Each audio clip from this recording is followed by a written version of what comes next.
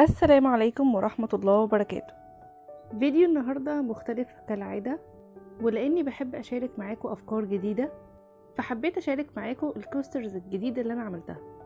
الكوسترز دي ترندي جدا وبتتعمل بأكتر من خامة زي الريزن وأشكال التريزون، مش عارفة ده نطقها صح أو ليها نطق تاني، بس النهاردة هنستخدم خامة سهلة وسعرها مش غالي، وده للناس اللي حابة تعمل مشاريع أو حابة تبدأ مشروع سهل وبسيط من البيت.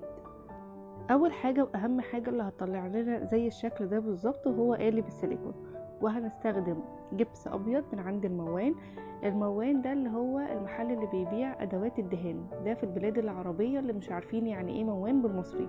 تمام. وهنا انا بوريكم الكوسترز ما صبرتش عليه كويس ان هو ينشف في القالب وطلعته بسهوله، فالحرف بتاعه اتكسر. واهم حاجة برضو هو غير الخشب، وهو ده اللي هيعمل لنا القوام اللي هو الثابت. لو حطينا جبس ومية هنلاقي ان الكوستر بعد ما نشف ضعيف جدا وممكن يتكسر، انما لما بنحط له غيرة ابيض، هو الغيرة دي اللي بتخلي الكوستر متماسك وبتخليه قوي. بالنسبة للنسب بقى انا حطيت معلقة غيرة واحدة لكل كوستر، وبالنسبة للجبس الابيض فانا حطيت معلقة غيرة واحدة ل4 معالق جبس ابيض. وبالنسبة للمية فانا بفضل اضيف المية لحد لما القوام يكون كريمي.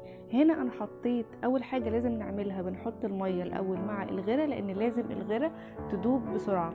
وهنا انا حطيت اكتر من 4 معالق جبس، وده لان الموضوع بالنسبه لي مش نسبي قوي، انا بالنسبه لي الاهم ان القوام معايا يبقى كريمي، والمهم عندي برضو ان الغيره تكون دابت بشكل كويس جدا في الميه وما تكونش مكلكعه، عشان اضمن ان الغيره والجبس دابوا مع بعض بشكل كويس. ومن اهم الخطوات هي التقليب، لازم نقلب بشكل سريع وبشكل مستمر لحد لما نوصل للقوام الكريمي. طيب انا هنا حطيت ميه زياده، فلما لقيتني ان انا حطيت ميه زياده فبزود معلقه بشكل تدريجي من الجبس لحد لما اوصل للقوام اللي انا عاوزاه.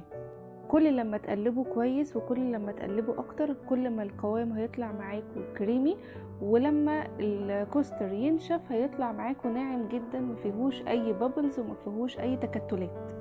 الموضوع في الاول بالنسبه لكم هيكون صعب شويه، بس مع الاستمرار هيكون سهل، وبعد ما تشوفوا النتيجه هتحسوا برضا تام.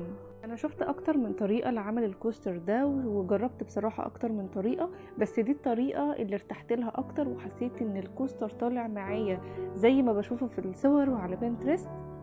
وكمان من الطرق اللي انا جربتها وطلعت لي الكوستر متين.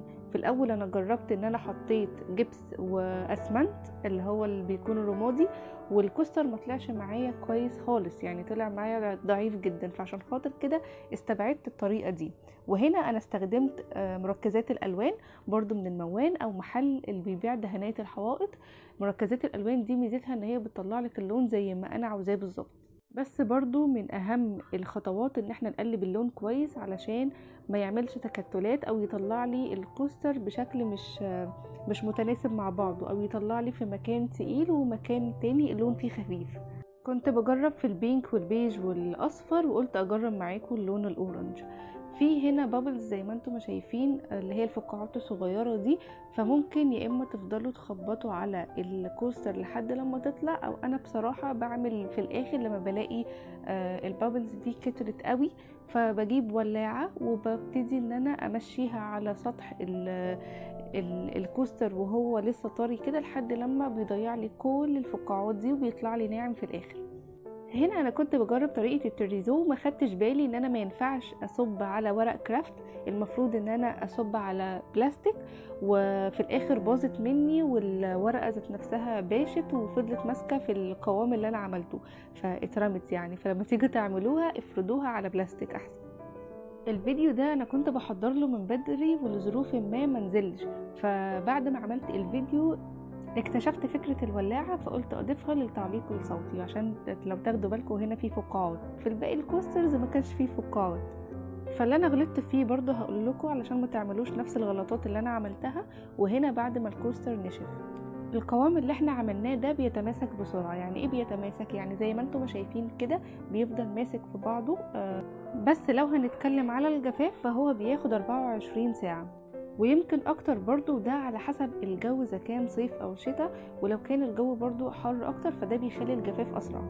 هنيجي بقى لمرحلة الالوان ومرحلة الرسم. هنا انا هستخدم فرشة واحدة، وممكن انتوا تستخدموا الفرش اللي انتوا حابينها. هبتدي اعمل شكل عشوائي اقرب للتايجر، وهو انا استخدمت اللون البني، واستخدمت الوان اكريليك. البالت اللي انتوا شفتوها دي هتشوفوها تقريبا في معظم فيديوهاتي كلها، لان انا بحب الكواليتي بتاعتها، وبجد يعني دايما بتطلع لي الرسومات بنفس الكواليتي اللي انا عاوزاها. في انواع تانية كتير برضو، انواع حلوة، ولو حابين تعرفوا عن انواع معينة انا بستخدمها ممكن تبعتولي على الانستجرام، هسيب اللينك في الديسكريبشن تحت. وممكن تبعتولي برضو لو حابين ننفذ مع بعض افكار جديدة او رسومات جديدة. هسيب لكم الطريقة كاملة في الديسكريبشن بكل الخطوات اللي انا عملتها. انتوا كمان جربوا وشاركوني تجاربكم على الانستجرام. ولو مش عارفين تجيبوا منين القالب السيليكون اللي انا استخدمته في صنع الكوستر ده، ابعتولي برضو على الانستجرام، هقول لكم انا جبتها منين والجروب اللي انا بتعامل معاه. اسعاره لطيفة جدا، وعنده قوالب كتيرة جدا تقدروا تستخدموها في اكتر من مشروع. هسيبكم تكملوا الفيديو. لو في اي سؤال ما تنسوش تكتبوه في الكومنتات، وما تنسوش برضو تبصوا على الديسكريبشن لان انا هكتب لكم فيه كل حاجة. ولو في اي حاجة يا اما تكتبوها في الكومنتات او ابعتولي على الانستجرام. اسمي على الانستجرام امنية خضر. سلام.